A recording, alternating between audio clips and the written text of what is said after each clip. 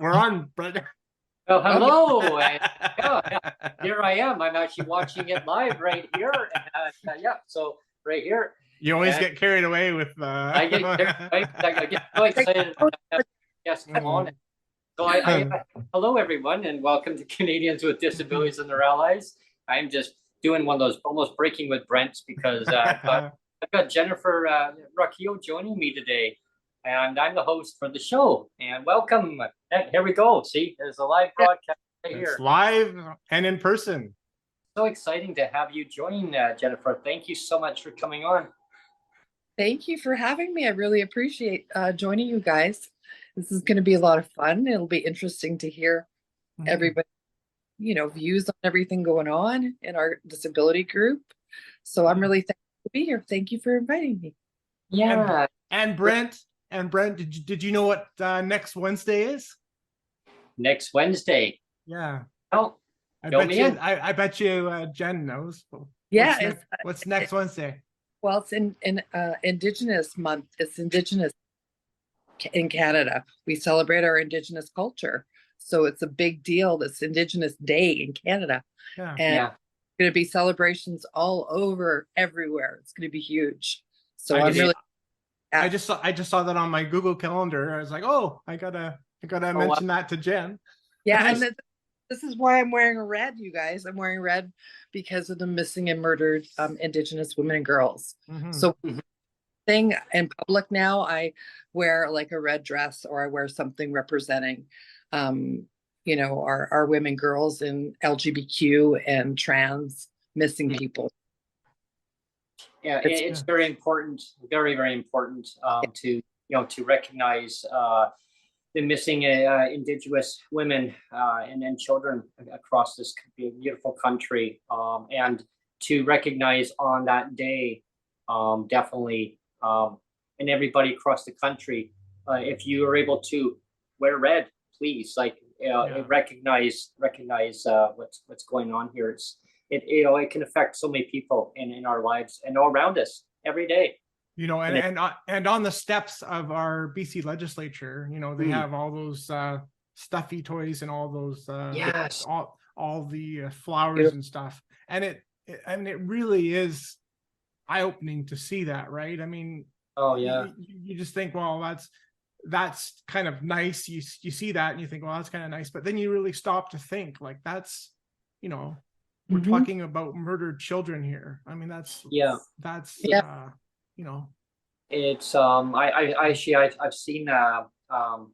all the shoes and clothing that's well laid out, and right now there's construction going on there, but they do have that day set for putting all the clothing out there too. The shoes. It's sad. It really is. So Jennifer, you're joining us from Winnipeg, Manitoba. It's great to have you on. And so anyone tuning in today, Jennifer is a very passionate advocate too. Jennifer, you definitely like to see change happen and for the better for so many people, and like a lot of us, we want to see so much better for this country that is Canada, and we should be looking after our citizens in the country, and talking about Indigenous lived experience. I'd like to kind of maybe focus on that for a little bit, and then we'll talk about Sure. other things too. But it's more about your lived experience. Like, so we'll kind of focus on the lived experience part of it first, and then we'll kind of move on from there. So, tell me, if you want, in your words of like about who you are, and just so that people know who Jennifer is. How you came to be, your origin story. Came to be Jennifer. Yeah. Okay, I would be, in our language, it would be Enin or Boju, and then it would be Jennifer Dijnikaz, and that is, my name is Jennifer, and I am a member of Pine Creek First Nation. I am a 60s scoop survivor. I was adopted out at birth into a non-Indigenous culture, and I am a mother of 2 daughters. One is 29, the other one is 20, and divorced, thankfully, a domestic violence survivor, and a disabled person of Canada. So, and a disability advocate, I would say too, because I'm with you guys in all of our work for Bill C-22, and that's really important. And I also address mental health issues now. I'm a part of Mental Health Collective, and I do spaces on Twitter. I also participate in some domestic violence drives and some work with the homeless people in Manitoba. So I keep myself fairly busy. It's kind of a really good thing. And I'm starting to slowly get back into doing a lot of healing work with different organizations, just my own healing. And I'm really enjoying that. I've made a bison drum, I've made an elk drum, and I've done eagle teachings and gone to outside ceremonies. So I'm really grateful for the opportunity just to learn my culture, because being raised, I was raised in a non-Indigenous by Mennonite Brethren raised mother. She is Caucasian, German descent, and my father is, or my adopted father is Chinese, and I was raised in the Chinese culture and not learning the language, unfortunately, but definitely the cooking. So I'm really thankful for that opportunity. So yeah, that's, I guess, a little bio scoop of me. And I'm in process of doing some writing projects and some other things that I can't really say right now because they're just beginning. Well, so, you can tell us. You can tell us. Come on. No, I can't. No. I want to, but I can't. Not until things. Yeah, not yet. Anyway. Yeah, in due process. And I'm also a lupus warrior. I ended up getting a chemotherapy treatment just recently and had another one 6 months prior, and it's been successful. So now I am off the kidney transplant list, which is a real miracle in itself. So the treatments are working, and I am recovering from, I guess, a homeless bout last year. I was homeless for close to 6 months and in hospital for 4 months due to undiagnosed health issues. And one of the reasons why I got involved and I met you guys was because I was denied yet again from CPP disability. They did not accept my application. So one of the reasons why I got involved with you guys is it was like, well, if they're doing this to me, they're denying other people. And I was marginalized and a homeless person living in shelters for months. So yeah, it was, you can't stay silent. You have to use your voice. So really yeah, I'm really grateful for the opportunity. The last year has been very, very difficult. But I'm very thankful that I've recovered or am in the process of recovering from heart and lung failure. But part of it is the systems. I think the oppression, not just Indigenous people, but the oppression with marginalized people in Canada, including homeless and especially disabled, because some of the health conditions are permanent life conditions, and they're not being dealt with properly. So I think the best thing to do is what we can do in our fight with, Bill C-22. So, so I'm really thankful for being able to get to know you guys, get to know us with the group, even though there's been some challenges and changes. I'm really thankful to have the connection with you guys. So thank you. Yeah. Well, one of the things I wanted to quickly touch on is like, I know for you, you can say that you're proud of your Indigenous culture, right? Absolutely.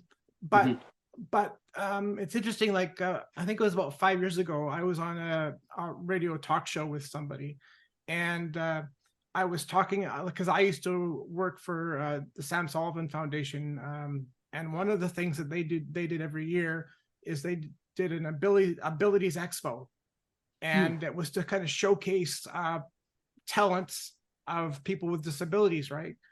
And I would sell my book there. I have a book, my Daddy Bentlake's book. It's a memoir, and so I would sell that there every year. But then I was on the radio show, and I said, it's kind of surprising to me, because he was saying, well, how's the turnout? How's the turnout of that every year? And I said, well, it kind of goes up a little bit every year, but it's kind of all this. I said, it's kind of always the same people there, right? It's always like maybe 50, 60 people. It's always the same people. You never really see too many different people. And he said, and he made the point, and I know it sounds like I'm going off tangent, but I'm going to get back there. But he made the point that I think it's because people aren't necessarily proud of having a disability. Like we can be proud of our cultures, and we can be proud of our racial heritage. We can be proud of a lot of things, but one of those things we're not really that proud of is a disability, right? Because if you have a disability, you're immediately marginalized. It's not something to totally celebrate, really. And I can say that's true in my case. I mean, like, I respect my disability, and I respect it as something that God gave me to a challenge to work through. I respect it, but I can't really say I'm proud of it. So and I think that's an important difference. And so I was just gonna see what you kind of had to say about that. Thanks. It's so important to talk about. Yeah, that's a really thank you for sharing, Neil. That's really unfortunate, but I do empathize with you, because I think a lot of people stigmatize people with disabilities, that put us into sort of a category that we are not valued or not appreciated for our skills.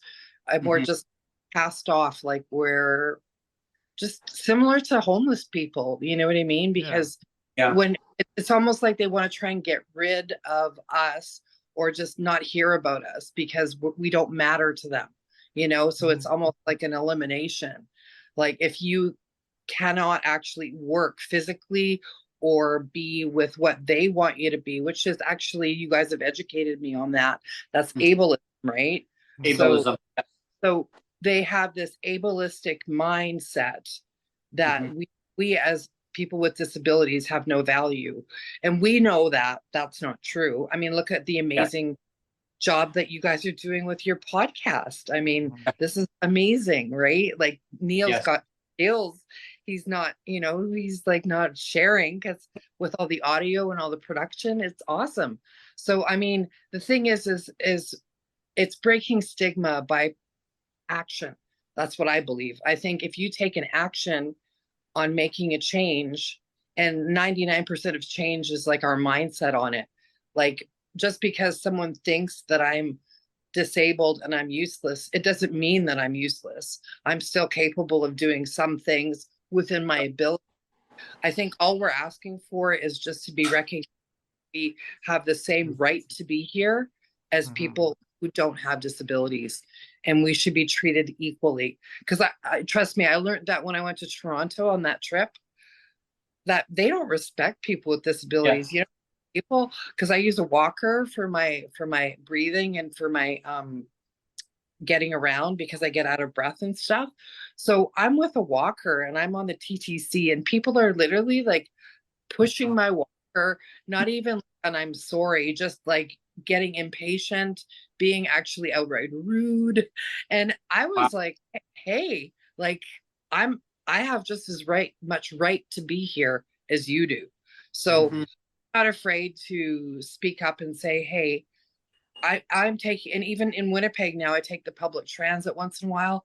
And when I don't take handy transit and I take the public transit, I'm not going to shrink myself anymore. You guys have to accept me for being Indigenous, for being disabled. This is who I am. And if you don't have a problem for it, get behind me. And that's where my butt is. And you guys, that's what you guys can be, is behind me, because I'm going to keep going, you know? But it's unfortunate. I think sometimes we get stuck because we're treated or mistreated like that too. You know, I think that people can create such a fear with us because we are different. But I've been brought up to think that different is beautiful. So that's with our family, you know. No, I want to be careful. Like I think that too. But what it just, when that radio host said that to me, it's like, you know, he's mostly right. I mean, the fact that having disability is not something that is something to be proud of, because it's often stigmatized, right? And so, but it's on who you are. Like, you never change on who you are. It's on how the system, right? It's on that the system wants people to mold to what they want, right? And the system is the government. The government wants people to mold what they want. It's like the jobs plan. The jobs plan is, the disabled have to have a job because, they're saying they need more money. Well, is that the problem? Like, no, and it's all about lived experience. So they need to converse with the people in the country and talk about what are the issues. Is it, and it doesn't matter which government gets into power. I've noticed the theme: jobs plan, jobs plan, jobs plan, because that's what's going to get them the more money. Is the job, is the healing process? No, it's not. Because if that was the case, everybody that was able to work would be working, right? Everyone has the opportunity of putting their own, if they're not able to work, they have other skills, they have other abilities in some way of putting it into their community. Like, is it volunteering? Maybe they can only volunteer, or they can only do certain things. And I'll get you to kind of elaborate maybe a little bit on that, Jennifer. Like, what's your view on that? Well, as I volunteered myself, and volunteered 7 years for many evenings to work on a policy committee with the WRHA, and on more than one different committee, because they have 3-year terms. And I put in close to 8 years with them. And we worked on policies such as the COVID-19 policy, such as the marijuana policy, and such as the patient relations, one of the patient value policies. So we were actually in the process of verbatim, by word per word, creating policies that are supposed to represent the people. And it's really extremely unfortunate that so many people have been conditioned to think a certain way. And I'm sorry, Neil, that you actually experienced a really negative, ableistic person to actually type you and to actually diminish your personal self-worth, because that is not a person who is educated, nor is that a person who has any empathy or compassion. That's a person. Well, again, I'm just kind of relaying more what happened on the broadcast, and it kind of I'm just saying it kind of made me pause and to say that, for the most part, maybe that guy is right, that disability, for the most part, I don't think is really celebrated, right? Or not celebrated in the way it could or should be. That I mean, maybe I'm off base, but I just thought it was an interesting comment that he made, more than anything.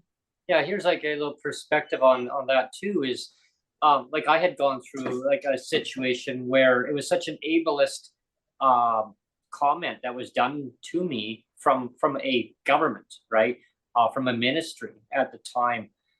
And it really lowered my self-esteem down for a while. And it really, but my inner self said, no, I wouldn't accept that.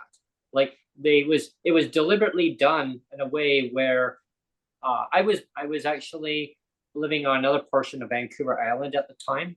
And I mean, and I'll tell the listeners, I don't hold anything back, and that's what I do on my shows. So I lived in Nanaimo. Okay. I wanted to live in the lower mainland because that's where I grew up. I grew up in my hometown of Langley, and that's one of my bucket lists where I want to move back to. Right. So it'd be closer to me. People are like, my God, you moved too much, Brent. Well, what is that? I had moved to the Nanaimo originally from Langley, and the story was that I moved in a place that had bed bugs. Okay, so I had to abandon. I lost everything. So I had moved to Nanaimo. I managed to find a place and just built up from there. Got stuff as I needed to. It was just one ripple effect after another. Like, it was some bad acting landlords who the narrative was they wanted to flip the place over. Hey, it is rent as is. That's it. Right. So it was like bouncing from one place to another. So anyway, I still missed my transit at the time. In the back of my mind was that it's not where I wanted to be. Sonia, her grandma and grandpa and grew up in Langley. Like, they owned a place out there. Her mom and dad used to fly her out there. I didn't even know that. And she said, oh, I like Langley. Well, how do you know Langley? So she told me a story. Well, she used to go there when she was a little kid. And her mom and dad would be flying a plane. They would land at the Langley airport. And so she'd spend the whole day there and go and walk.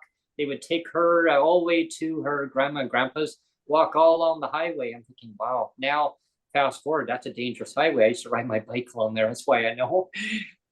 But so anyway, getting to the story of that is, so I was, so when I was in Nanaimo, I missed Langley. So I said, I'm moving back. Because I missed the transit. I missed everywhere I could walk to, Jennifer. I could walk around the community. I could go to all the different stores, shops, community center, be physically active. They have a track area. I could walk around it, anywhere, parks. I mean, you name it. So when I got there, first place I found was more expensive, a lot more expensive, but I was willing to take the bite on it because I could have transit. I could freedom. I could get around. I could go from one area of the lower mainland, and I'll kind of put this into perspective so people watching and listening to this going, well, how far is it from Vancouver to Chilliwack? Okay, it's a good 2-hour drive all the way from Vancouver all the way to Chilliwack. I can take transit all the way out. I can't right now because it's transit straight, but I missed the freedom of being able to get around. So I was willing to take the bite on the financial part of paying more for my rent. So I went to the ministry and I said, okay, so I found a place and this is where I'm moving to. I get a phone call from an intake worker at the time who processes the applications of doing a moving cost. Okay, moving cost supplement. Normally the government likes to pay moving costs if it's substantially reduced rent. Okay, where are you going to find substantially reduced rent? Mine was the opposite. It was substantially increased. So I got an earful. That's another pink unicorn, by the way. When they so I got substantially reduced as a pink unicorn. Yeah. So I got a earful from a government worker who said, "Why would I want to subject myself into harm? Into harm's way is the wording." And I said, "Excuse me, I'm actually wanting to better myself. Look at opportunities. Maybe I can." Maybe do some advocacy in my local community and get involved in the community and do a lot more. Oh, well, you know what? I mean, things, you just have to take life as is, and that's just the way it is. You have to accept the system the way it is. I'm like, accept the system the way it is. I lost it. I literally lost it. And I said, okay, my mom actually brought me up to respect myself. And she said, do unto others as you do unto you.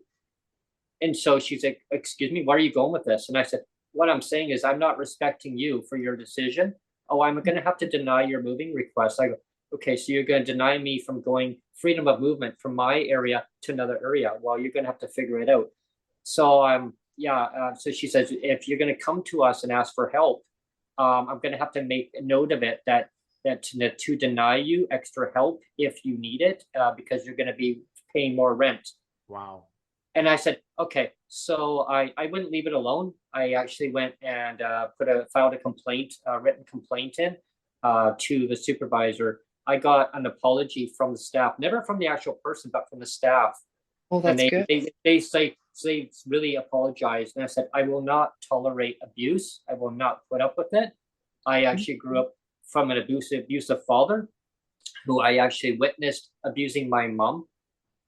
And it traumatized me when I was a child. And my mom brought me up to respect myself and to stand up for what I believe in. And I believed in what I stood up for, and I would not. I mean, sure, maybe she had a point. Yeah, like, why would you want to pay more? But at the same time, I knew that the opportunity was that I was going to be able to find something else. And I moved into a new place, and well, that's another story in itself. End up being back in Victoria because we got priced out from a corporate landlord who had a narrative of wanting to flip a place over and make more money. Yes. And Yeah. and this is a bit of an offshoot, I guess, but while you were speaking, Brent, it kind of brings to light this idea of, you know, disability porn, we can call it, right? Where people and maybe even government officials will say, you know, you're such an inspiration, Brent, or something like that, right? Mm-hmm. And when all really you're doing, or all that I'm doing, or all that Jen's doing, is all we're trying to do is just live like everybody else. Exactly. We're not doing anything special. You know, No. we're not trying to be inspirations. Like they can say, you know, oh, you're just such an inspiration, Brent, that you ate popcorn for dinner, you know? Yeah.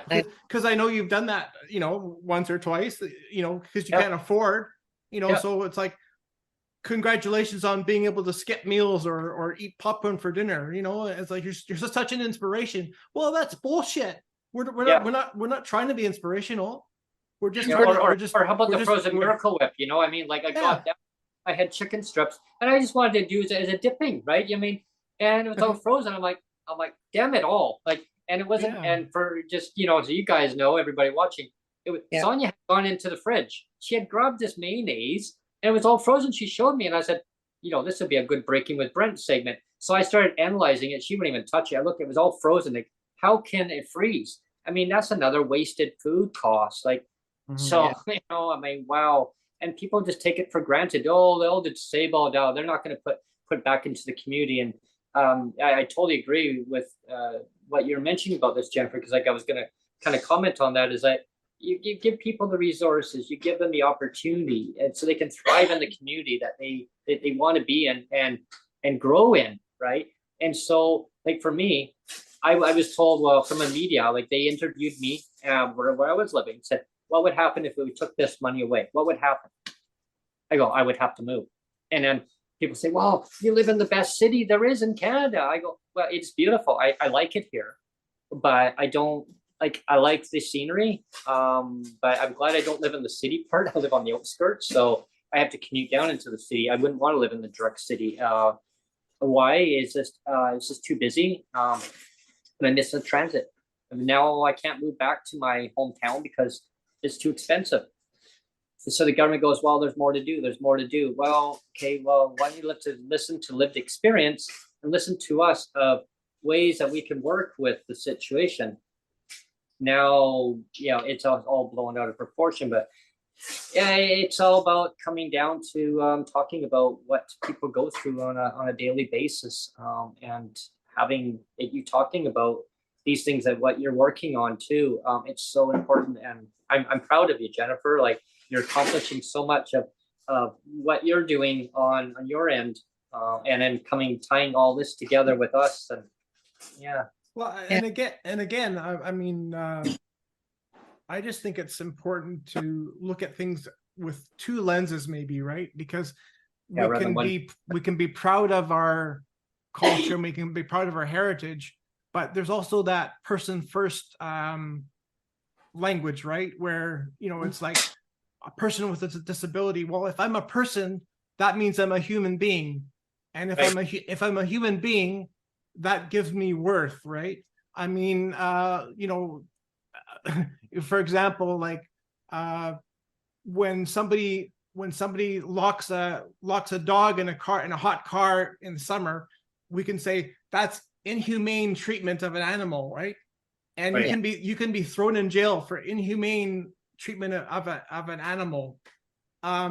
So, you know, culture is important to identify with. That's good, but I think it's good to widen the lens sometimes too and say, as a person, as a human being, we all matter.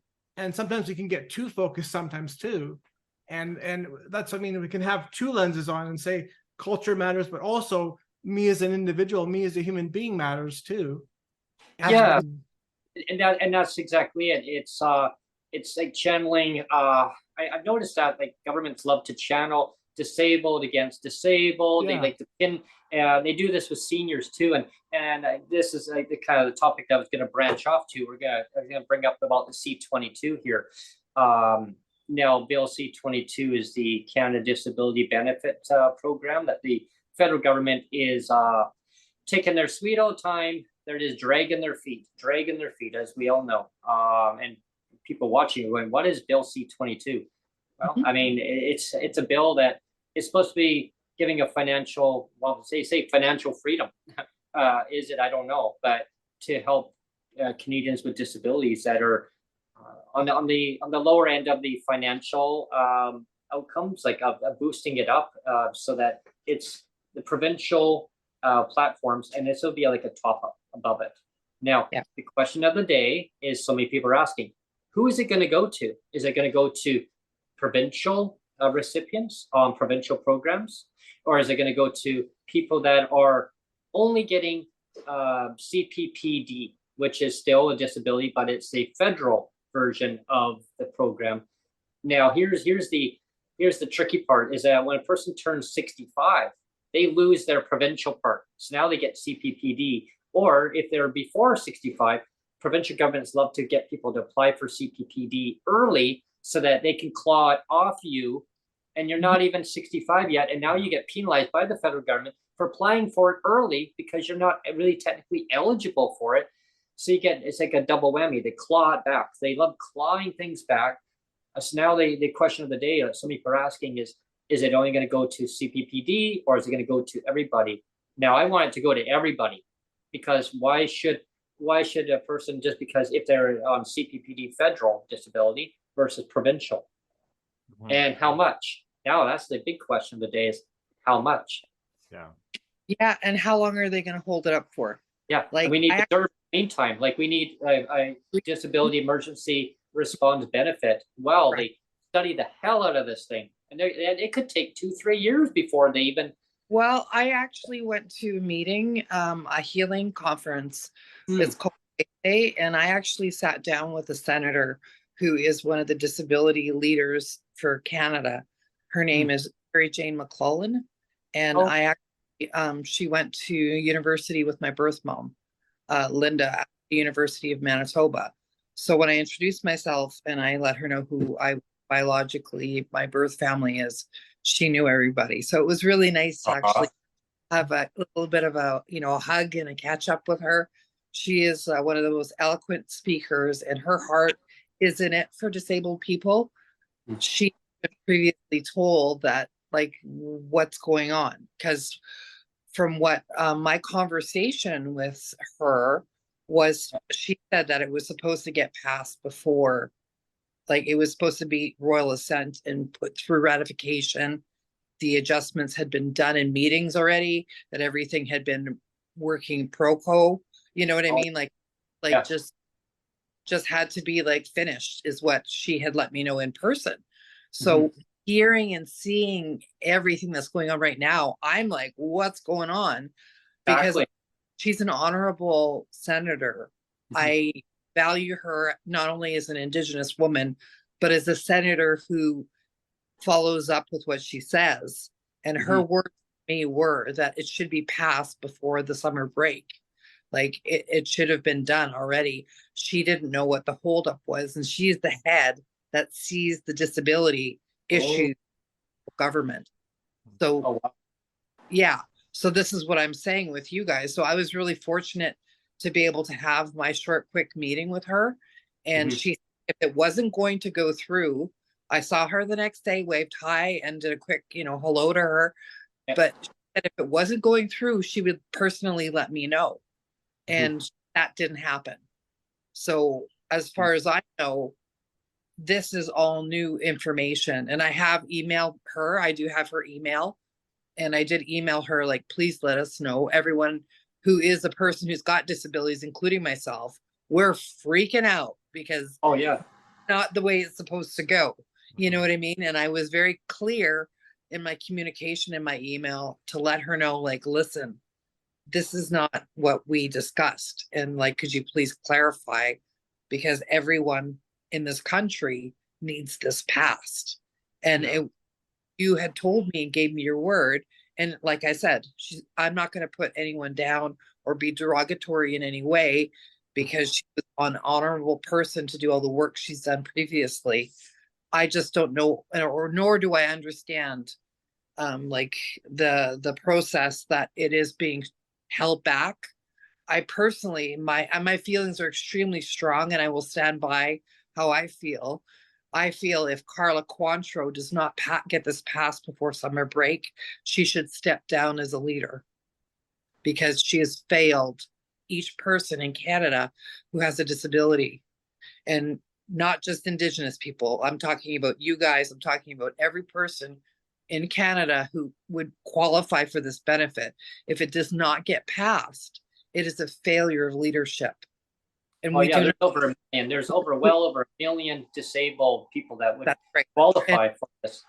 And our Prime Minister, Justin Trudeau, needs to start being accountable for having people underneath him like Carla Cointreau. He needs to take her down, demote her, remove her position of power if she cannot get the job done. That is what she's been paid and hired for, not for photo ops, not for going for lunches, not for doing anything. She's fired to get the policy in place and taking care of the people. And to me, I am my grandmother's granddaughter and my residential schoolhouse survivor. I will repeat myself with that. Carla Cointreau should be either terminated or stepped down. Pass this before summer because there's no excuse for it. It's over 1,000 days to get this processed. When I was in committees for the WRHA, we would have time frames, sometimes 3 months, sometimes 4 months, sometimes 6 months. And I was volunteer. We had to get that job done. So there's no reason for a person in her position of authority to be slacking, to be lagging on anything. None. So that's where I'm going to leave that at. I hope I made myself clear with that. Yeah, thank you on that, because like right now it was today, Tuesday, it was actually supposed to be brought into the House. And now there's nothing in the House. They're saying now maybe tomorrow. And right now I was reading this morning on Twitter that apparently Carla Cointreau is actually still in the UN. Like she's still away. Like she gave some UN speech this morning. Like what? Like why are you not in Ottawa? Like to make sure this gets passed. And if she can't be, get whoever's supposed to be in there to initiate it, to bring it to the floor today. Is she giving a speech saying how Canada is violating all of the UN PD? Yeah, she's talking about the CRPD, the CRPD. That's what I meant to say. And that's the issue, is that apparently there's nothing on the floor scheduled for this week. But there was a minister who had just said last week that this Tuesday he gave all the bills that were going to be basically introduced, and Bill C-22 was one of them on Tuesday. I was waiting. I woke up this morning. I'm thinking, today's going to be they're going to be bringing it. It'll be interesting. And as soon as I read, oh no, there's nothing today. I'm going, okay. So, and I thank you, Jennifer, on that, bringing that topic up, because it's so important. There's 9, just so everybody watching today, as of the 13th today, there's 9 more sitting days in the federal government right now until they rise for the summer. And when I say rise, if people are not sure what that means they break for the summer. It's just a terminology. It means that they're going to leave the disabled people in Canada up in the arms and going, maybe next time. Yeah, we'll figure it out in the fall. No, people's lives don't get put on hold. You know, I spoke with the UN and of November 21st. November 2021, I spoke with them on behalf of Indigenous rights. My grandmother also spoke with them years ago when she was alive in Geneva, and I did it via online. The UN, actually, I think if they really knew how detrimental that this bill is, they would have they would have their hands in it, and they would be slapping Carla Quantrill and Justin Trudeau's hands because they do not believe when I spoke on the water issues, they do not believe that anyone should go without basic necessities. That is a number one thing with the United Nations. They do not believe in any of that, and they take that very seriously. If they knew people like myself and yourself are having to ask for mutual aid because we don't have enough money, because by the end of the month, it's the 12th now. I personally have just what's left in my freezer. I don't have any fresh fruit or vegetables left right now. I've got hardly anything left. I've got very little resources after I'm done paying my bills. And I don't have, the inclination right now. I'm physically suffering the side effects of chemotherapy. I don't really want to have to fight to get Carla Quantrill to do her job. She's getting paid thousands and thousands of dollars per day, and should be accountable to me and to you two and to every other disabled person in Canada. And if she cannot do her job, then she needs, like I said, either step down or step out, or get her, because there's no reason 9 days left sitting that she needs to put us through. And this is putting each person on disabilities through another 24 hours of trauma. This is government enforced poverty and trauma.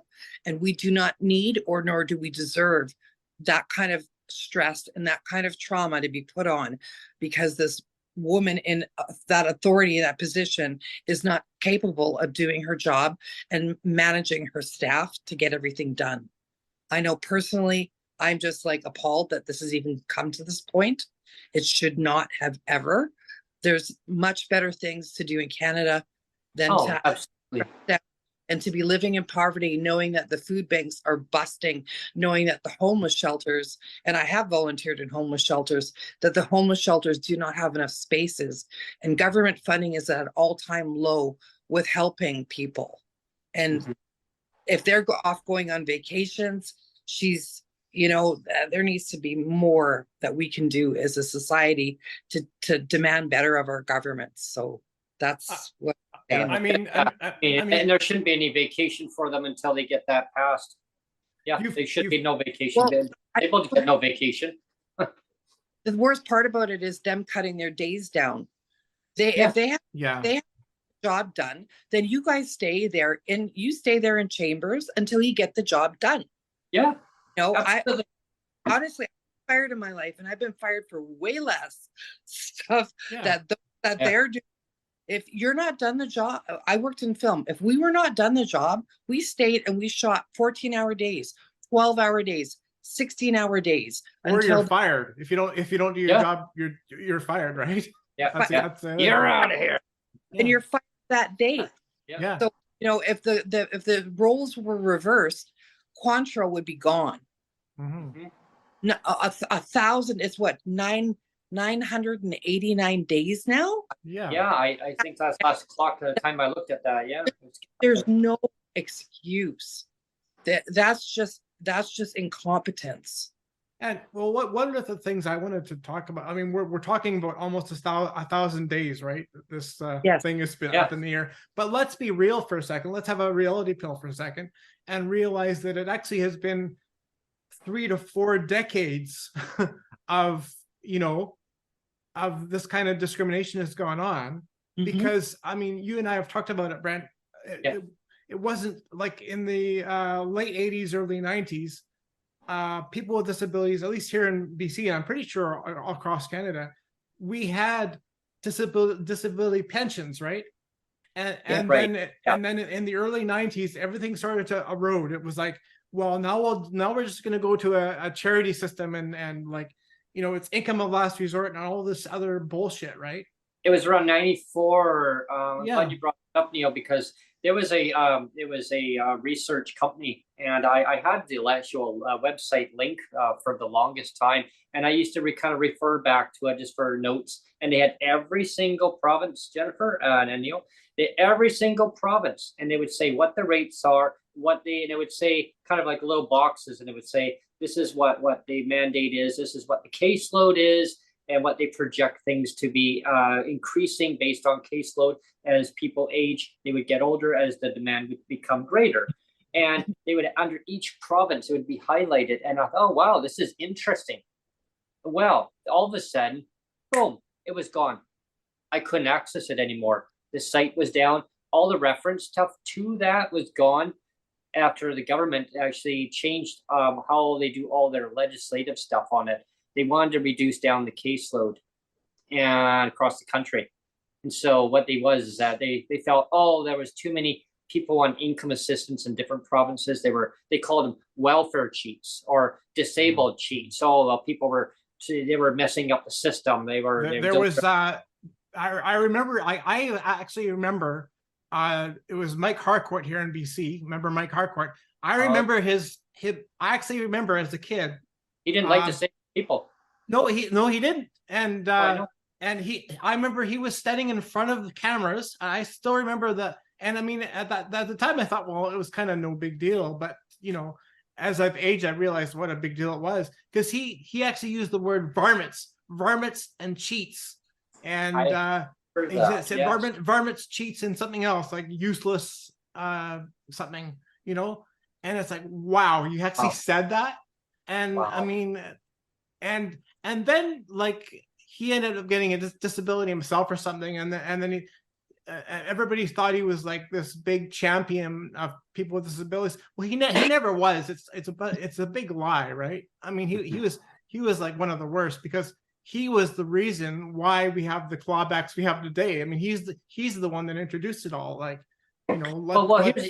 Here's another comparison. Is I remember one time there was a minister and had referred to Canadians with disabilities as a third world country. Yeah. Right. And then there was another one Rich Coleman. Yes. Coleman. Right. And then fast forward, there was another one just recently. I believe it was a conservative one who had mentioned about what was going on in Kelowna, BC, as he saw all these tents going on and referred it as a third world country. And I thought, wait a minute, I remember hearing that. That was the PP. Yeah. And he had referred to that. I thought, whoa, like he got backlash really bad on that, because I remember Rich Coleman talking about that too. I thought, okay, wait a minute, are they exchanging notes here? Are we looking at both angles here? I thought, wow, this is not cool. Like, you can't refer to people in tents. There's a reason why they're in tents, and it's a mindset. It's a mindset of, oh, they're in tents, so they're homeless. Okay, well, why are they homeless? There's so many reasons. Maybe like decades and decades ago, people would say, well, they're homeless. Okay, well, did their building burn down? Was a wire got malfunction? Did they become homeless maybe because their building was sold, condemned? There's so many reasons why people are homeless. Were they fleeing violence? Were they fleeing violence in a relationship?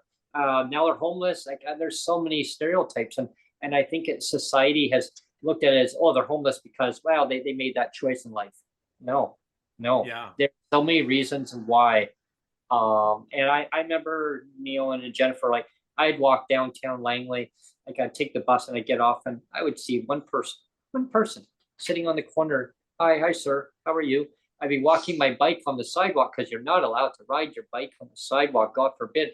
No, I ride my bike on the road, and it was a two-way road going by. People would parked on kind of on an angle like this. Doors would open. So I think, well, it's not safe, Brent. Ride right down the middle. No. So I ride my bike, and here's like in the distance. Oh God, what? There's, sir, can you please get off your bike and walk your bike on the sidewalk?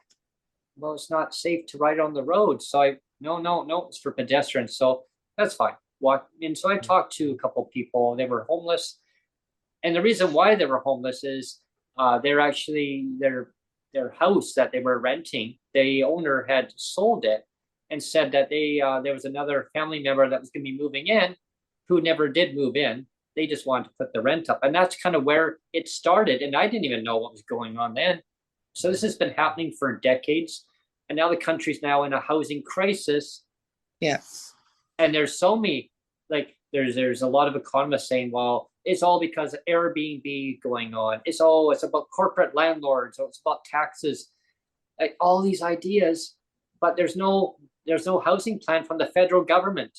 And Mr. Trudeau, if you're watching this, where is the housing plan? Like, there's a lot of parties. There is no plan. Like, where is the plan? Yeah. Why? Because it got deregulated decades ago. And my mom and I, God rest her soul, we used to get into arguments, you guys.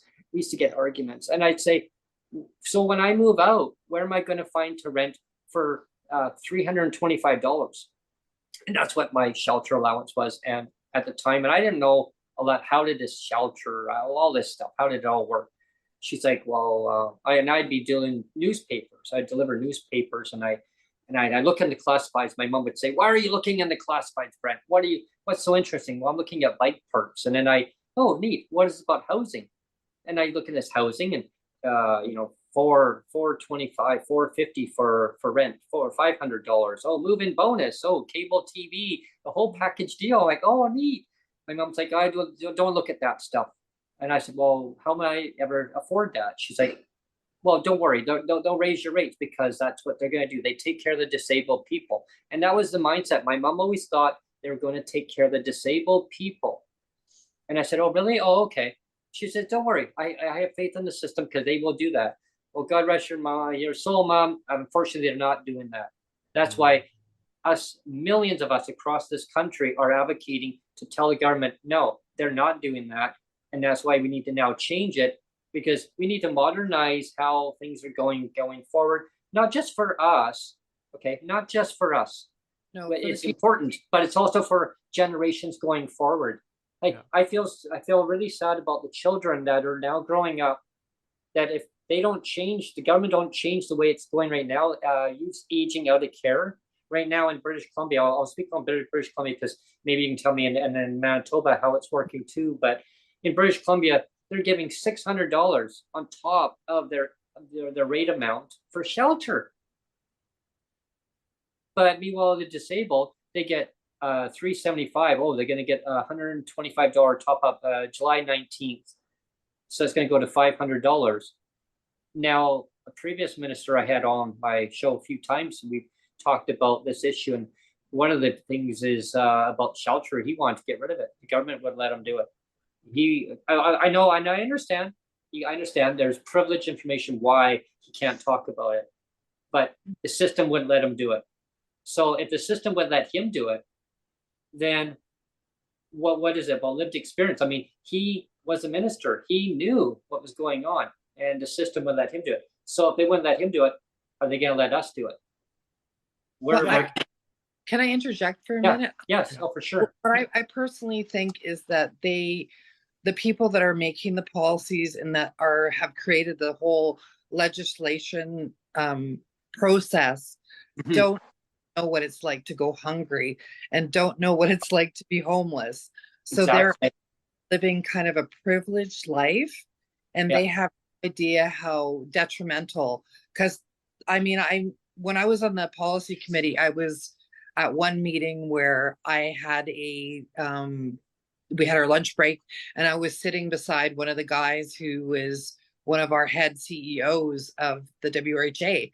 And when I was talking to him, I had said, like, he asked me what I was doing. I said, well, I'm volunteering, and I'm also a disabled person, and I'm going to university to take my Indigenous pastoral care training part-time.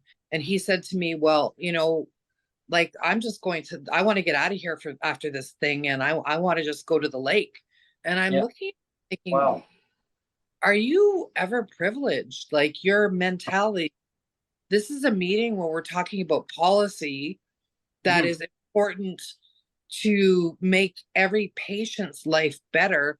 And your priority on this is to take off and go to the lake. This policy is about people, needing care. Like, to me, your mind isn't where it should be, because you're not into the meeting, and you're looking at your watch, knowing that your break is starting soon for the weekend, and it's a long weekend. But what about the people and the patients that are sick in the hospital? And I think about the disability person that is one paycheck away from being homeless, that can't wait that doesn't have enough food in their fridge? What about those people, to Carla Cointreau and to Justin Trudeau? How are you going to explain to your kids that daddy and mummy help somebody go homeless or choose MAID? Or even worst case scenario, we had someone within the groups that I'm in with disabilities and mental health issue, someone didn't want to wait for MAID, so she killed herself.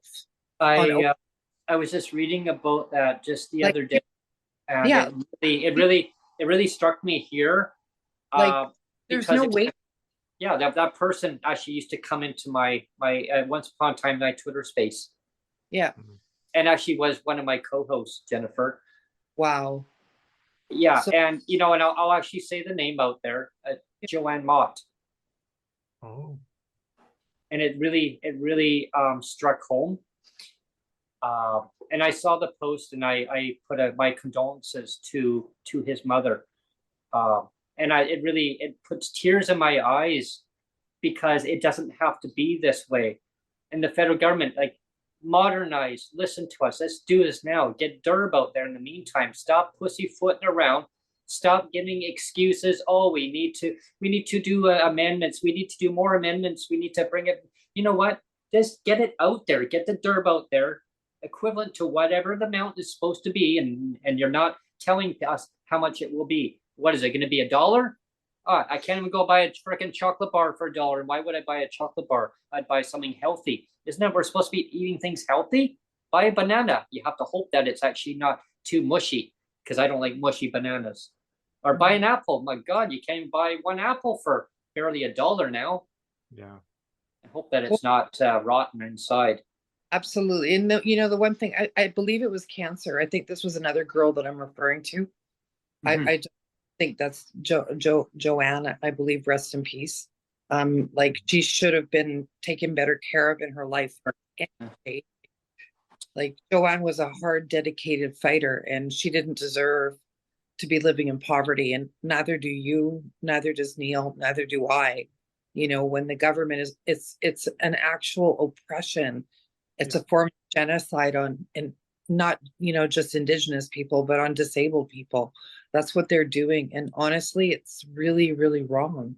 Yeah. And we live in such a wealthy country, Jennifer and Neil, and like, there's no reason. Yeah, there's no reason for not taking care of your citizens. I mean, just because a person is disabled, was it a choice that they made in life? No, it was no choice. They were born with it. You can get a disability at any point in time in life. You turn 65. I remember a gentleman who used to come into our Twitter spaces when I had it going, and used to come on and talk about it. And even to this day, he still advocates to bring awareness to the system, the systemic issue, and it's an ableist situation where you turn 65, you're no disability anymore, apparently, according to the government. You're healed.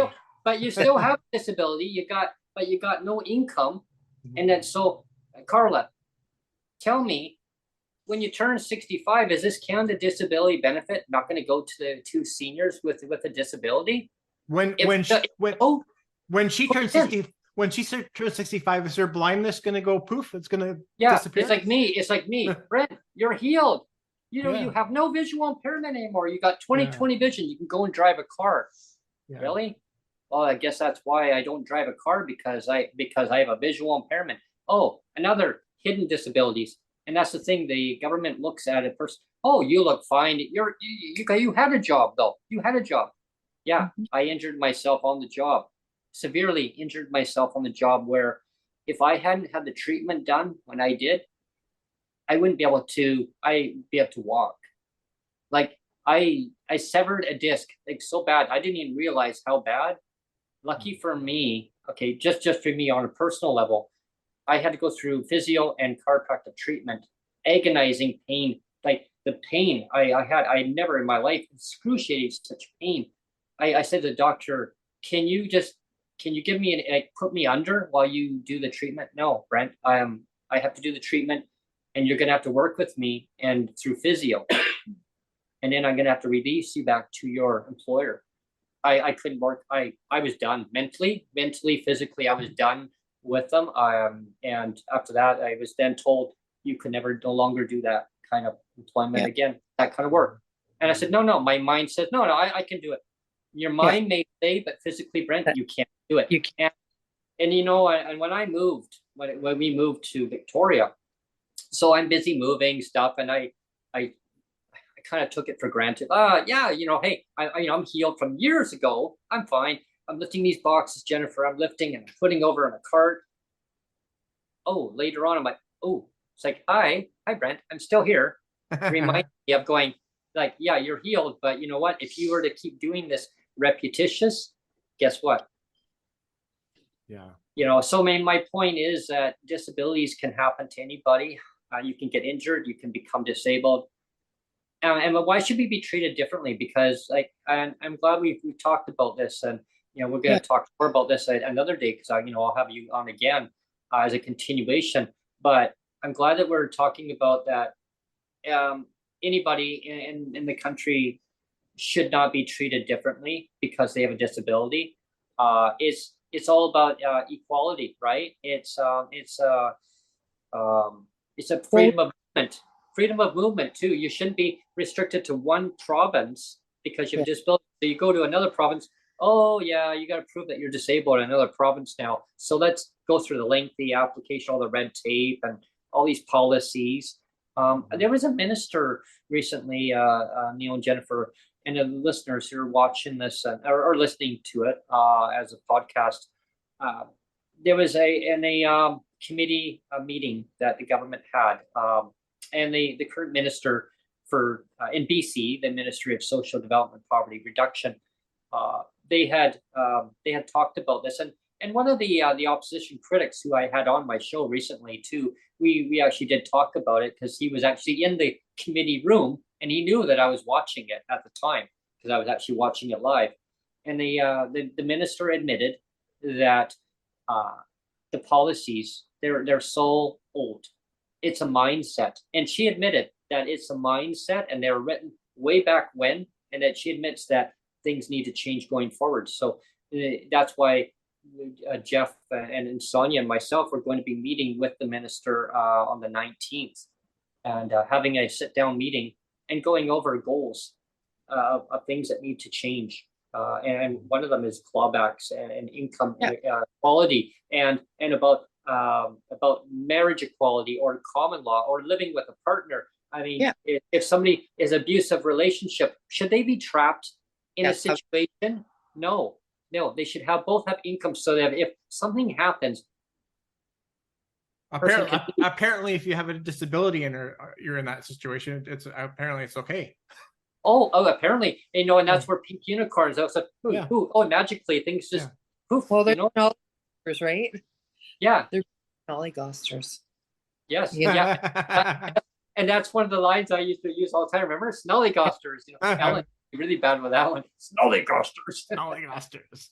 But it is true. It's a systemic issue, and ableism in Canada, it doesn't belong. And we need to just wipe that right off, and it just needs to be gone. Because the thing is everybody's Canada's so great, so this, so that. Oh yeah. Well, like as long as you're not Indigenous, as long as you're not disabled, because then you're having a whole different experience, a whole different lived experience. Never mind being homeless. So you get really stigmatized with things, right? Like, but we can make it better. The thing is allow us. This is what was hard for me with the way that they're doing the process. They're doing everything through nonprofits. They're listening to nonprofits. Well, the nonprofits some of them are not being regulated themselves and are running really questionable ways and things that would not fit in the government criterias, so they have to be really mindful. The government can't just pass everything off to nonprofits. They have to do the due diligence, which is the government's responsibility as a corporation to get everything in so that we're all cared for and in equal living, and that's what I'm grateful that you guys are doing. This is awesome. So There's out here on the West Coast, there's some nonprofits. They're called single room occupancies, and they're actually not regulated under the Residential Tenancy Act, so they don't have to follow. Yeah, they don't have to follow the guidelines, and so a lot of them actually have they've been shut down. They've collapsed. There was 2 lives lost in a building, 2 lives that were lost. And the mayor at the time, he said we had a major heat wave that year, and he went in. He says, "I don't know how they can live in there. I can't even be in here." So people were on the street. They were paying for their place, but they didn't even want to be in there because it was not habitable. For one thing, they couldn't breathe. It was just way too hot. It was like 40, 50 degrees in there. Yeah. And so now they're on the street, and now they say, "Oh no, they can't be on the street. Let's get them out of here. Put them in housing." Well, they got housing, but it's not habitable. We got a problem here. And then they claim, "Oh well, we've housed all the people. We've got all the housing for them." And a new FOI came out that no, they didn't have enough housing for them. There's a long waiting list. There's over 10-year waiting list. Well, they didn't. From when I was homeless, I had to actually. One of my very good friends, her and her husband rented me a place at a boarding shelter, and this woman had chickens in her main floor. It was in the rural community of St. Anne, Manitoba. This woman had chickens, and she had bunnies. So there was bees all over the bathroom, on the main floor. It was disgusting. And honestly, she's a local townswoman who is a senior. She basically got away with like just running a hazardous, very unhealthy environment for people renting, because people were so desperate to rent, from someone, and not to be right out on the streets in St. Anne, because there was no homeless shelter or anything. So, and then if you don't have a vehicle, there's no transportation. Was my issue with being homeless last year. The office for rural was in Beausejour, and there was only 2 days a week. I had a lot of medical appointments, and then I was in and out of hospital, and I couldn't get in with the girl who was taking the appointments. Every time I would go there, "Oh, she's got a day off, or her kid's sick." And she was the only one taking applications in, which created like a block or a barrier for me to even get on the EIA disability. So I ended up actually having no income. And then by the time I got all the doctor's notes, I got my first disability check from them, and they gave me predated for how many days, or for how many days were left in the month, and I got a check for $62. And I'm like, yeah. So that was for my first check from EIA Disability in Manitoba. And fighting with the rural, I was so grateful to come into Winnipeg when I was in hospital, rather than being stuck out in the rural area, because the rural area, not only do they not care in the province of Manitoba, they don't do anything. They close your file. Then you have to go find a ride, pay someone $40, which you have no money, coming. You have to sell something, pay $40 to get someone to drive you to the office to get the application filled in, and then find out, "Oh, well, we need you to come back." Well, I don't drive because of my disability. I have no way to get to another city that's over an hour and 20 minutes away, that you're making me go there to do the application in person, and nor do I have the funds. So like, it's almost where that's why people do quit. That's, but I mean, I'm grateful that I'm where I can go by public transportation or handy transit now, and be more independent, myself. But I think there's barriers that the whole system has for disabled people. I mean, I go see the health minister of Manitoba on Friday, and I take 2 buses, and it literally is a 5-minute drive from where I live, where her office is. But the way that the people from the transit system here, they don't have any direct buses or shuttles that take you there. You have to go all the way on the other side, that transfer and take another one on the other side. And it's like people who do make these decisions, who do create these programs, who do create things, don't listen to the people actually using them, and don't know our needs. So I think when you're not meeting the needs, then you're failing. And when people are dying, from needs not being met and proper procedures, policies in place, it's a complete failure of the system. That's what I think. To quote Yoda, do or do not, there is no try. Yeah. Exactly. It's a systemic, definitely a systemic failure, right, on government's behalf. When I was actually in my hometown just last month, Sonia had gone over for her medical appointment, very, and I'm not going to get in detail because I know it's privacy, right? She doesn't want to talk about it, but she had, she had gone to see her heart specialist, right? Okay, so we had a fight with the government. We had to fight with the government, all because they said, well, if based on Google says you can go from point A, from where you live, and get to the hospital all in one day. And I said, well, she's got to be at the hospital. So she was, arguing with them. And so I said, well, can I say something? She had on speakerphone. She goes, oh, yeah, sure. Go ahead, sir. I go, this is none of my business, but I'm looking at Google while you two are talking, and you're basing it on driving. She doesn't drive.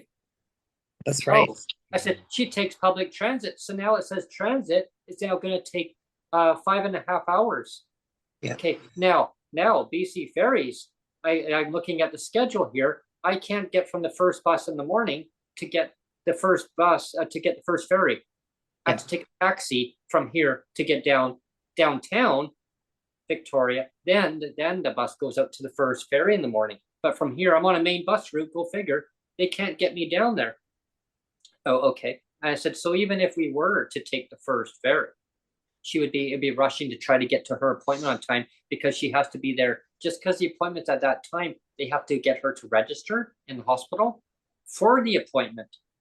So she, I'll have to call you back. She said to Sonia, I'll have to call you back. I have the information right here. But no, they have to, like Sonia said, no, they have to find out for themselves. Were you kidding me? So call back. Oh, by the way, you now qualify for the accommodation. So whatever's cheaper, taxi. The taxi says, oh, it's going to be $120, $120. Oh, but whatever's cheaper. So that she said, well, let me call you back. She looked into the accommodation. Oh, accommodation's over $300 for a night in Vancouver. $336 plus tax. All the fees that go with it. Oh, so it looks like taxi's cheaper. So they're willing to pay for the cheaper cost.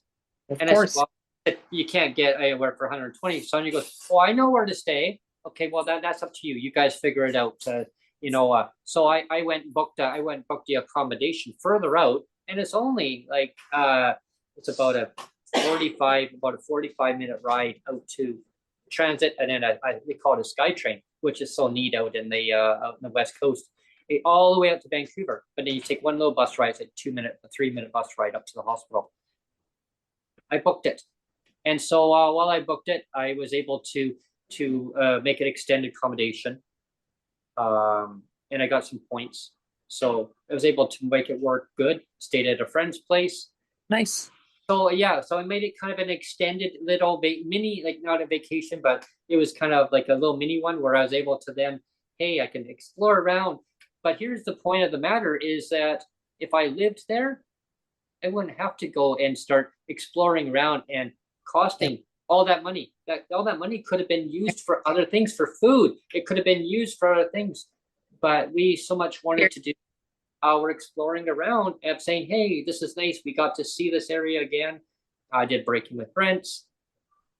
And, I went into a local MLA's office while I was out in my hometown. Mm-hmm. Surprise visit. That was a good video actually. And he was surprised. The secretary, they were there like, can I help you? And I said, well, I knew Andrew Mercier. You know Andrew? Oh, yeah. I said, I helped to get him elected before.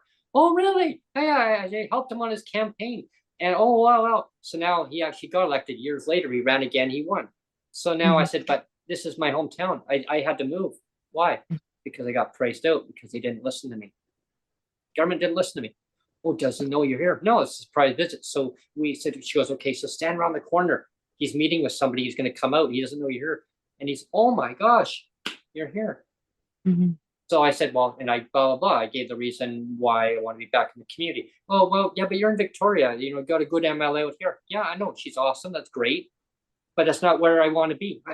Sonia goes, we want to be in Langley. This is where we want to be. Well, yeah, this is the place to be. I go, right.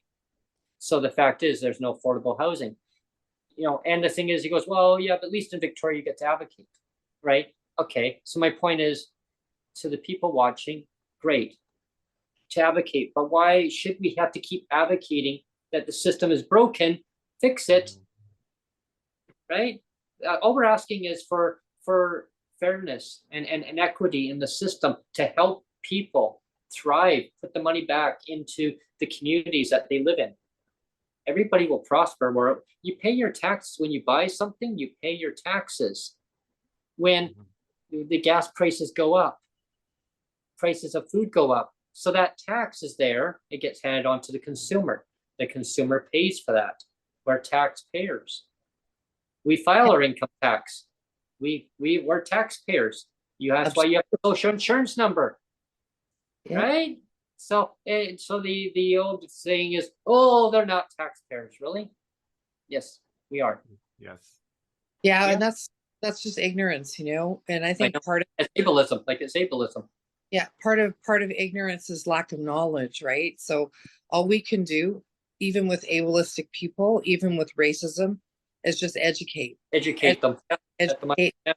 Best thing we can do, educate and try to do our best to input because of lived experiences, because of experiences, and to not stay silent.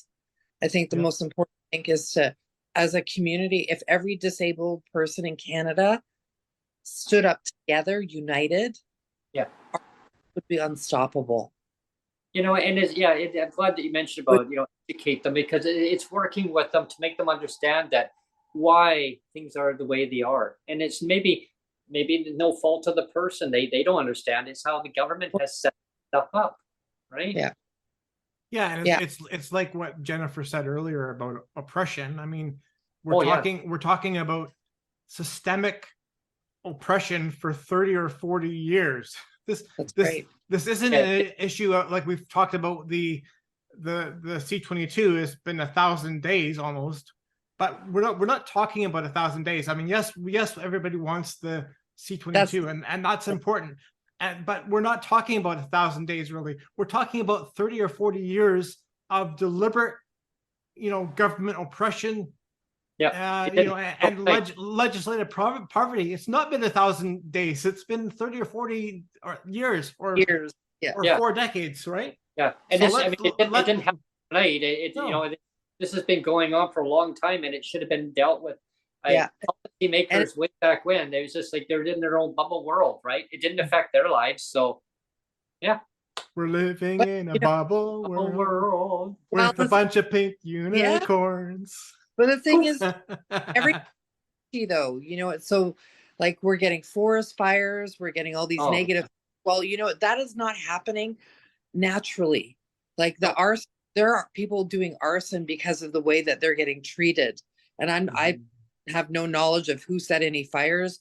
I know the fires going in Ontario from the Indian reservations, from what I have heard, they're from angry people of government not doing their jobs. So if they're going to be taking the paycheck, they need to deliver. And if you're not going to deliver, then find someone else who will get the job done. Oh, absolutely. And nobody should be having to go without like any basic needs in Canada. You shouldn't be going without your basic necessities, your toiletries, your food, your accommodation. A lot of terminology is called shelter. I'll go to a bus stop and I joked about this the other day. There was one of my neighbors was at a bus stop and he says, "Oh, the shelter." I said, to him, I lost it. I said, Jennifer, I said, no, don't use that word shelter. I don't like that word shelter. Why? Yeah. Because it reminds me of a enclosed space that it's just it's like an oppression wording. And I think society can change the wording on that. I mean, I don't know to what, but I mean, it's a bus awning. It's like a gazebo. I mean, Yeah. maybe a gazebo, because a But that- shelter reminds me of how government uses the word shelter. Yeah, Sheltering. and but that's almost like, again, that makes me think that it's almost a deliberate choice by government sometimes Yeah. to It- use it- oppressive words. It is. You know? It is. Yeah. It is. Words are powerful. You can use Yeah. words to bless or break somebody down or Yeah. curse them. Words are very powerful. That's where they, with the writing of the way that they're doing the policies, Mhm. their one word can change everything. You know Yeah. what I mean? They remove it.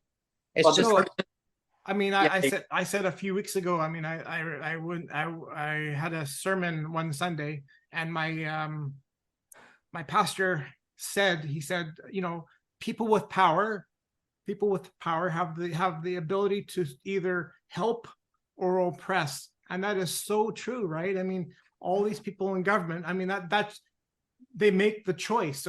It's all about choices, right? They always It say is. like they always. Well, I mean, remember Stillwell? She said, "Well, you know, it's all about making the best All choice. about choices. If Yeah. you're on PWD, just make a good choice." Well, it's choices for the government too, right? Sacrifices, choices, and that's one thing that I learned recently, because I would see the same gentleman. I would see him quite a bit. I'd go for, I enjoy nice walk around my neighborhood. It's very quiet at nighttime. It's very peaceful. No vehicles. During the daytime, it's busy, but at nighttime, it just quiets right off. And I would see him, and I talk to him, and I have lengthy talks about advocacy, what I do on the show. Like the guests I bring on, he says it's a wonderful thing that I'm doing, and he thanks me. And you know, just so you know, he wants to thank you for also for all the programming stuff that you do, and he hasn't watched it yet, but he's going to. And I learned a little bit about the gentleman, and he's getting up there in age. He's in his late 70s. He says, you know, I'm gonna be clocking 80 pretty soon. I go, you're not walking 80 kilometers an hour. He says, I feel like I'm in my 30s, sir. I'm like, wow. Like, Yeah. okay, but Young at heart, eh? you know, in his heart, but he's very energetic. But one thing I learned from him, he actually used to work for government. So I did too. yeah, and so yeah, and me too. Once upon a time, just so everybody knows, I used to Yeah, work for we're all like, government put our at hands one up. time, Government you government know? employee. Yeah. But yeah, he told me stories like these things that are happening now. It's again, Jennifer, and you mentioned about policy. It's all policy. He says, so it doesn't matter what government's in power. It could be purple government, green, orange, blue. It's all policy. He says, and they can actually work across party lines to get these things all done and fixed. And he said, Well, urgently, he says, like yesterday, it could have been fixed and it needs to be done. Absolutely. And you know, the big thing is it's a failure on all political parties if this continues. Yeah. So it's a failure on the government's part. It's a failure on each opposition party. And it's just a failure as leaders in anyone in anyone in politics that is You a almost leader. got through a whole show. Yeah, without Almost. yeah. Anyone though in politics that is of leadership, as capable as a human being, needs to actually really look at their children, look at their spouse, look at their brothers and sisters, and realize that they have been withholding just basic human rights from other people. And we are human, and we deserve to be treated with respect, love, kindness, and dignity. And we're not getting that right now. I remember in my hometown, we had a pre-election when the election was happening, and the government had called an election, and we had a supplement during COVID times that was given to us, and we had moved into a brand new building. Like, we saw it getting built, and I told the story many times that Neil remembers hearing. I'm sure you probably heard it on my podcast too, but. And I talked about it with the Breaking with Brent segment when I was actually in my hometown, when I was out there and the plane was flying over. And I started out with, I had an iced coffee there, and I was talking, and people think, oh, okay, it's good. He's talking, all of a sudden, boom, I went and did a 360, and I started talking about the reasons why, right? And so I'll kind of just dive a little bit into that,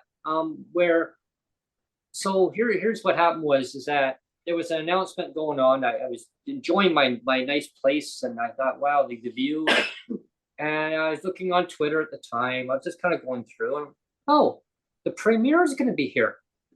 Okay, but he had called. He was campaigning because they're going to be launching a new extension of a train system that goes from into Surrey, which is a municipality, the largest city in British Columbia right now per capita.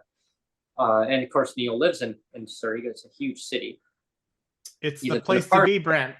It's the place to be. The Langley's the place to be. That's why I did the break with Brent. But anyway, my point is that he was campaigning about launching for a SkyTrain. And we heard about it. Sonia goes, John's going to be here. John's here. I go, what? Or he's going to be here. I go, well, he's going to be, or he's going to be on stage. When? Oh, geez, in about 45 minutes. Oh, okay. And I think I was having lunch at the time. Yes, I was having lunch. And I said, okay, well, let's finish lunch. And you know what? I had a sandwich. I am taking it with me. We just booted out the door. I just grabbed the sandwich. I said, I don't have time to eat it here. And so we just booted out the door and went down, and he was already on stage. John was already on stage, and they have this big gazebo area, and that's where I was sitting when I did the breaking with Brent. And there's a lot of performances happen on there too. It's a stage, it's a cement stage, but they have this big awning over top. And it's kind of neat because they got lights on there. They can actually turn them all on when they need be, and they can set up remote microphones on there. And so a lot of performances happen there. So John was on stage. He was talking about SkyTrain coming to the community of Langley, expanding from Surrey. And so he had this security. And I knew who his security are. I got to know who they were over time, doing campaigns with him and going to community events. And one of them spotted Sonia first. And then another one spotted me from a distance. And he waved kind of like, yeah, hi. And in other words, I'm approaching closer. And I think they were getting answered, okay, like, why are you getting, you can only stay in a parameter away from John, like you can't get close. Well, then one of them mentioned to John, and then John looked at him like, yeah, like, shoot, go, like told his security, like, it's fine, go. Like, and he leaned over the stage and they're like, what? And he goes, my friends are here. Oh. And he pushed the security away, like, hey, like, that was like who cares? And he goes, hi. He goes, my friends are here. How are you both doing? And he shakes a hand. He goes, I said, it's COVID time. He goes, yeah, whatever, right? He's like, good to see you. And what brings you here? I go, well, I heard about the SkyTrain. Yeah, of course. It's all like, hurrah, hurrah, like, I'm here. Yeah, campaign because of that. Well, what it was that people already knew who he was, but it was campaigning on it. And then he had called an election after, like it was campaigning. Yeah. But yeah, I said, we were living in this new place. Oh, okay, well, careful, because these corporate landlords, they can take advantage. They could take advantage of people. I go, no, it's a good management. Oh, okay, well, if you say they're good management, well, how did I know that they were not good management? No. They agenda to flip it over. And I said, no, like I said, no, like it's fine. I said, we can live in there because we have this income supplement from you guys. Well, here, that's the thing, right? We're going to be clawing it off, like taking it back and then eventually phasing it out. Oh, but don't worry, we're going to be bringing it back, like part of it back. And I said, well, we'll be fine living there. He said, you'll be fine living where where you are. You're in a good spot. So that's when media, I said, well, why don't they take it away? What happens? We'd have to move. And then he goes, I will keep advocating forward. I'm the only person on the committee, in the caucus that can do it. I'm only one voice. And that's the thing. I'm only one voice, he said. Yeah. There are other people, policy makers around. And what I didn't know at the time, if I could just go back and Back to the Future in the time, and go back there and go, oh, really? You didn't know? Actually, the fact is he didn't know. His hands were tied. And that's one thing I've learned too, is that a lot of them that want to make change, the system won't let them do it. But can I tell you something? Yeah. Then they all have dirty hands. Yeah, exactly. Because here's the thing, is that there was a recommendation that was put out there with a whole bunch of them. And one of the recommendations that came out right around just after the election started was it got released out saying bring back that amount and make it permanent. And I didn't know that. And then I got onto Twitter and I started doing my Twitter spaces. And I started seeing this message floating around. And I'm like, oh wow. So then every so often, even to this date, I actually post it out again to remind them it's one of the recommendations that's actually in there. And it's about reforming rents, income, bringing back supplement. And this goes with every province. I'm sure there's different mandates that are actually buried in there somewhere that are telling the government that these measures have to be done. They just haven't got around to it. It usually 2, 3 years, 4 years, then they go, oh, look what we're doing. Yeah. By then, people are suffering. They don't need to be suffering in whatever province you are in Canada. Even back in the Maritimes, in the Atlantic provinces, my gosh, Jennifer, their rates are so deplorable. Oh, I know. I don't know how they even get by out there. It's so sad. Like, and that's, like I say, that's an income inequality, and then that has to change too. So yeah, it's so many changes, but all we can do is carry our voices forward, putting pressure and recognizing and making the MPs, MLAs, MPPs, whoever it is, premiers, prime minister, opposition, critics, I don't care who they are, listen to us. Putting pressure, put pressure on your bosses, and your bosses. Let's get it done. Keep reminding them that we're here, because you're going to be doing that on Monday with Sheila Malcolmson. Exactly. So, you know, and I say pink unicorn here, pink unicorn there, there, everywhere. Yeah. Me on Friday with our health minister, she's going to hear it. Good. Oh yeah. You know, in the meantime, they study the hell out of this DERB. I mean, not DERB, but C22. Bring in DERB. Yeah. And I mean, they won't though. They won't. But they should, but they won't. They should do the right. What do they say about if you're going to quote scripture or bring a pastor into it, in the Bible it states that a rich man will have the same kind of thing as a camel going through a needle, the eye of a needle, right? Yeah. You know what I'm yeah. So really, all these people making decisions about us, most of them won't make it, if you believe in that, to the next world, because the path is narrow. It is. These people are not remembering all of the people that they're supposed to be, that they've taken and made an oath. And this is to Trudeau and to Justin Trudeau. You guys made an oath to do your job, to treat everyone, every Canadian, as equal. And you are not doing your job. See, one thing that's always brought to my attention too is that we are, like, in a sense, and some people say, no, like they would argue this point, but in a sense, like, we are the government. If you think about it, like, we are the government, we elect them meaning the official party or representatives, and we tell them to go out. This is what we want done. This is what we want done. If you can't do why we elected you, or do the best you can, then like, you need to then drop off, like, because it's like we're it's like, sure, they represent the income on our behalf, they represent all policies, but we didn't elect them to put in corrupted policies either. That's right. And they're crumble eventually. They will crumble. They will crumble down to the ground. On that note, yes. Well, you know what, Jennifer, I want to thank you so much for coming on. It's been a great pleasure. So, but before we call a day, what ending notes would you like to say to everybody? Our closing remarks, and then I'll pass it to Neil, and then to myself. Sure. I'll have you back first. I'll have to have you back. Part 2 coming up. I would love it. I would be honored. My closing thing is, if you see any oppression with whether it's an Indigenous person or a disabled person, and you are a witness to it, please step up, because we are needing allies right now. We are needing strong allies that will hold our government parties and the people like Carla Cointreau and Justin Trudeau accountable. So if you are an ally, you have a voice, you know someone with a voice who is of high influence, please get them to step up and let our government know that this is not acceptable. That's what I would appreciate. And thank you for having me, you guys. This is super nervous, but I think I did okay. It was fun. Yeah, it was fun. It's always nerve-wracking sometimes on some people's perspective of it, because it's like, well, how do I, how am I going to be on there? One thing I've learned is you just be yourself.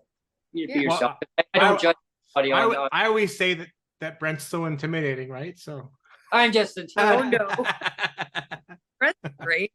It's you, Neil. You're the intimidating one. I'm Neil. Yeah. It's off to you now, Neil. Yeah. Thanks, Jennifer, and we'll schedule time to have you back on after, for sure. Thank you so much. Yeah, it was a good segment, and I just think it's important. Again, like we were talking all show, is we know that the C-22 is important. I mean, we've talked about almost 1,000 days, but I mean, like I said, let's be real. It's been a lot more than 1,000 days. It's been 3 or 4 decades, and it's the provincial governments that are responsible. It's not the federal government that's responsible for that. It's the provincial governments that are responsible for that. And they need to step up while we're all waiting for the C-22. I mean, all these provincial governments should have 3 or 4 decades ago done the right thing. And like with all these clawbacks and pink unicorns, I mean, I've always said, like, the pink unicorns need to die. So that's my closing statement. Yeah. And thanks, Neil, on that. I'm gonna kind of continue on that topic of for my closing statement on that part, where you're right. Provincial governments are responsible for their citizens in each province, right?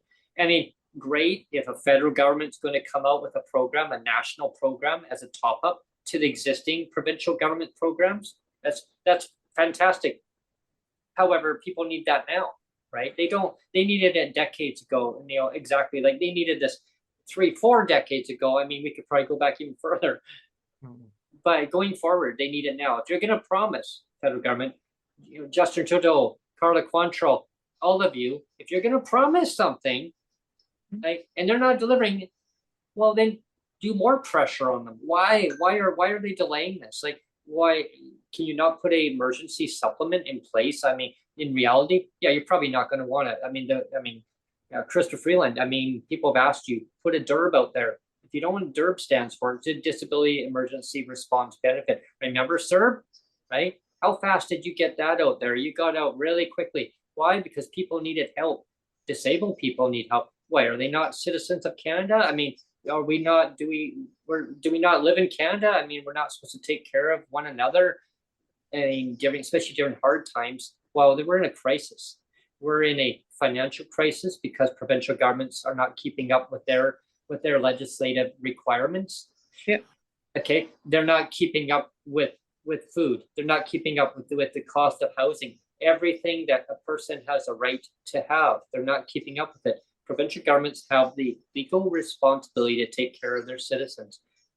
Okay, so why are we not doing that as society? So many disabled people, I mean, are reaching out for financial relief by their financial aid, like mutual aid, right? As we talked about earlier, they reaching out for mutual aid. Why? Because they're needing help.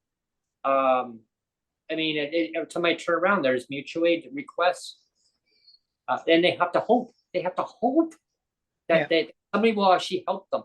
They put their Amazon wish list out there. I've put my Amazon wish list out there. I've asked for mutual aid help. I've got criticized by a few people. And I'm not mentioning who, right? Yeah. One person says, "Oh my God, no, don't put it out there. No, they're going to claw it off you." Are they? Right on. Go ahead, try and claw it off me. Go ahead. It's not going to work. Well, right? The whole system is charity driven anyway. Like, well, the government system itself is charity. So I mean, what do they expect people to do, right? Well, they want people to go to food banks. Yeah. So that's exactly it. They want to go to food bank, right? Because the food bank's going to help you out. They're gonna help you. Are they? Yeah. Are they going to give you fresh food? Maybe some will. And then this will be another segment, so I'll get into that. about that. That'll be our next, our follow-up topics on that. But I know somebody will be watching that right now. I'm watching you, Brent. Yeah, no, what you advocate on my community. Hey, we'll talk about that another day on another episode. But food banks are only meant as a temporary measure, right? Just give people the resources that they need. Let them make the choices that they need that are best for their health. They have different health conditions. People need different diet. See, there I go. People have different. There goes the perfect show. Yeah, dietary supplements, right? They need different foods that are going to be good for their digestion. There's foods that I can't eat. I love eating, and I still eat them. Peanut butter. I love peanut butter.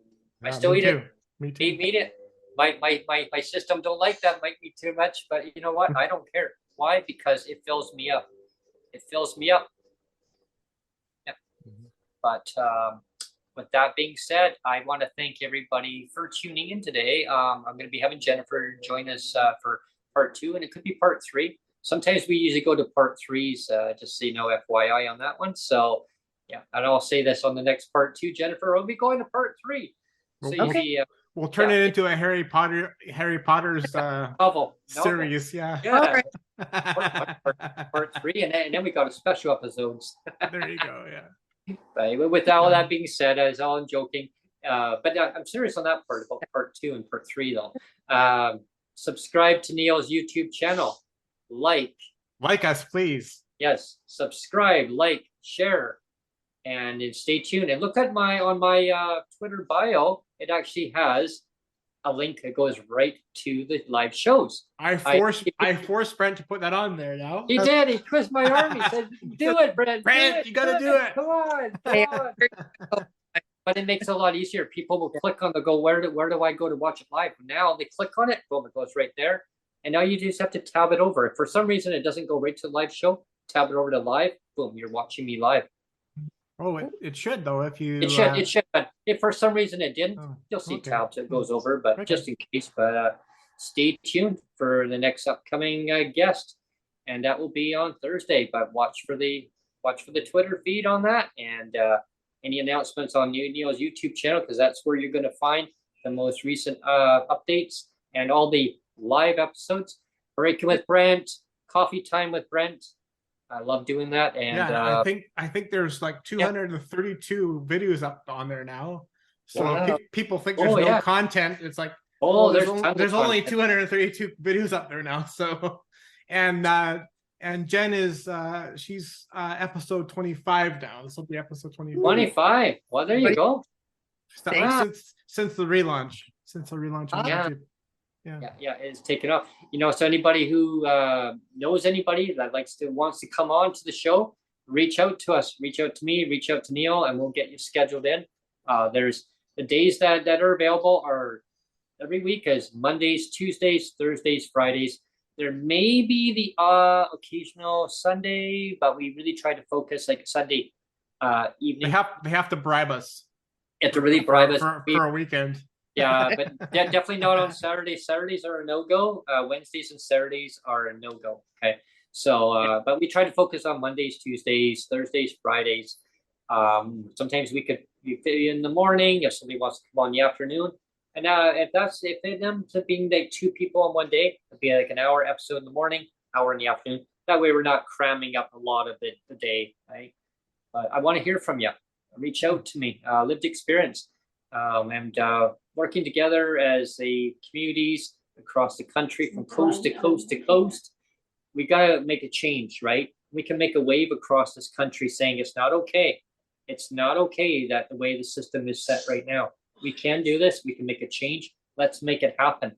So thank you, everyone. Until next episode, stay tuned and watching for the next Breaking with Brent, Coffee Time with Brent, and our next guest will be coming up soon. Stay tuned. Bye. Over and out.